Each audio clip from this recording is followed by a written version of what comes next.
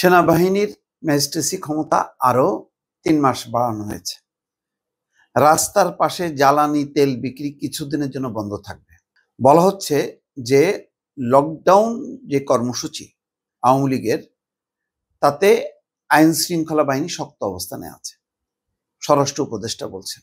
এই সমস্ত বিষয়গুলো আবর্তিত হচ্ছে ১৩ই নভেম্বর রায় ঘোষণা, সেদিন থেকে শুরু হওয়ার সম্ভাবনা আছে, রাত থেকে। তো বোঝা যাচ্ছে যে ১৩, ১৪, ১৫ একটা উত্তেজনা থাকবে।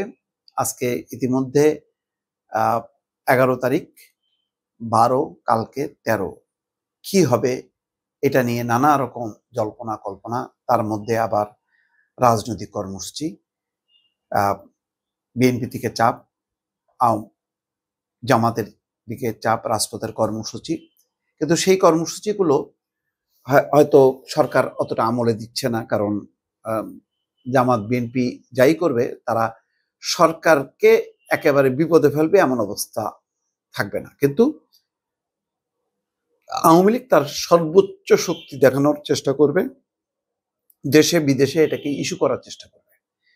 এর বিপরীতে সরকারেরও আসলে শক্তি পরীক্ষা। আওয়ামী লীগের যেমন শক্তি পরীক্ষা, তেমনি সরকারেরও শক্তি পরীক্ষা। সরকার কতখানি মোকাবেলা করতে পারবে আর আওয়ামী লীগ কতখানি শক্তি প্রদর্শন করতে পারবে, এটা হলো খেলা। ইতিমধ্যে গত কাল থেকে শুরু করে আজকে পর্যন্ত মোটামুটিভাবে বলা যায় যে তারা একটা আতঙ্ক ছড়াতে পেরেছে।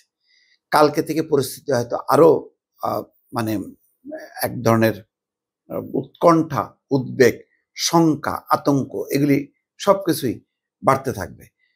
তো শেষ পর্যন্ত সেই অনুযায়ী কি অ্যাকশনে আসতে পারবে কিনা আওয়ামী লীগ, সেটা নিয়ে নানা রকম গবেষণা চলছে।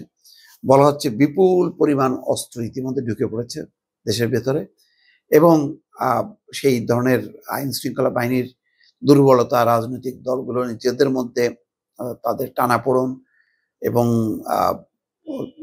মানে বিএনপি সবচেয়ে বড় রাজনৈতিক দল, তারা নিজেদের প্রার্থিতা, এগুলি নিয়ে আওয়ামী লীগকে মোকাবেলা করা কোনো রাজনৈতিক দলের এখন লক্ষ্য না। ফলে সব দায় দায়িত্ব এখন আইন শৃঙ্খলা বাহিনী। এখন আইন শৃঙ্খলা বাহিনী কতখানি মানে সোচ্চার হতে পারবে, কতখানি তারা মানে সংগঠিতভাবে এটা মোকাবেলা করতে পারবে, এটা সন্দেহ। এই কারণে সেনাবাহিনীর যেই অর্ধেক হ্রাস করার কথা ছিল, যারা ট্রেনিংয়ে বিশ্রামে থেকে আবার আসবে, সেটা আবার বাতিল করা হয়েছে।